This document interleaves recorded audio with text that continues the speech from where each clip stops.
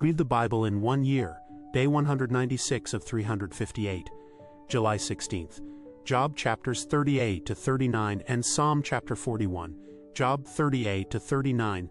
The Lord speaks. Then the Lord spoke to Job out of the storm. He said, "Who is this that obscures my plans with words without knowledge? Brace yourself like a man, I will question you, and you shall answer me. Where were you when I laid the earth's foundation? Tell me if you understand. Who marked off its dimensions? Surely you know. Who stretched a measuring line across it? On what were its footings set, or who laid its cornerstone? While the morning stars sang together, and all the angels shouted for joy, who shut up the sea behind doors when it burst forth from the womb, when I made the clouds its garment and wrapped it in thick darkness, when I fixed limits for it and set its doors and bars in place, when I said, this far you may come, and no farther. Here is where your proud waves halt. Have you ever given orders to the morning, or shown the dawn its place, that it might take the earth by the edges and shake the wicked out of it? The earth takes shape like clay under a seal, its features stand out like those of a garment. The wicked are denied their light, and their upraised arm is broken. Have you journeyed to the springs of the sea, or walked in the recesses of the deep? Have the gates of death been shown to you? Have you seen the gates of the deepest darkness? Have you comprehended the vast expanses of the earth? Tell me if you know all this. What is the way to the abode of light, and where does darkness reside? Can you take them to their places? Do you know the paths to their dwellings? Surely you know, for you were already born, you have lived so many years. Have you entered the storehouses of the snow, or seen the storehouses of the hail, which I reserve for times of trouble, for days of war and battle? What is the way to the place where the lightning is dispersed, or the place where the east winds are scattered over the earth? Who cuts a channel for the torrents of rain, and a path for the thunderstorm, to water a land where no one lives, an uninhabited desert, to satisfy a desolate wasteland and make it sprout with grass? Does the rain have a father? Who fathers the drops of dew, from whose womb comes the ice? Who gives birth to the frost from the heavens when the waters become hard as stone, when the surface of the deep is frozen? Can you bind the chains of the Pleiades? Can you loosen Orion's belt? Can you bring forth the constellations in their seasons, or lead out the bear with its cubs? Do you know the laws of the heavens? Can you set up God's dominion over the earth? Can you raise your voice to the clouds and cover yourself with a flood of water? Do you send the lightning bolts on their way? Do they report to you, here we are? Who gives the ibis wisdom, or gives the rooster understanding? Who has the wisdom to count the clouds? Who can tip over the water jars of the heavens when the dust becomes hard, and the clods of earth stick together? Do you hunt the prey for the lioness, and satisfy the hunger of the lions when they crouch in their dens, or lie in wait in a thicket?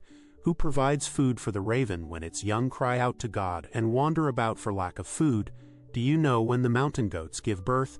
Do you watch when the doe bears her fawn? Do you count the months till they bear? Do you know the time they give birth? They crouch down and bring forth their young, their labor pains are ended. Their young thrive and grow strong in the wilds, they leave and do not return. Who let the wild donkey go free? Who untied its ropes? I gave it the wasteland as its home, the salt flats as its habitat. It laughs at the commotion in the town, it does not hear a driver's shout. It ranges the hills for its pasture and searches for any green thing. Will the wild ox consent to serve you? Will it stay by your manger at night? Can you hold it to the furrow with a harness?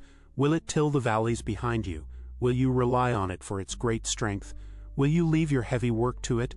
Can you trust it to haul in your grain and bring it to your threshing floor? The wings of the ostrich flap joyfully, though they cannot compare with the wings and feathers of the stork. She lays her eggs on the ground and lets them warm in the sand, unmindful that a foot may crush them, that some wild animal may trample them. She treats her young harshly, as if they were not hers. She cares not that her labor was in vain, for God did not endow her with wisdom or give her a share of good sense. Yet when she spreads her feathers to run, she laughs at horse and rider. Do you give the horse its strength, or clothe its neck with a flowing mane? Do you make it leap like a locust, striking terror with its proud snorting?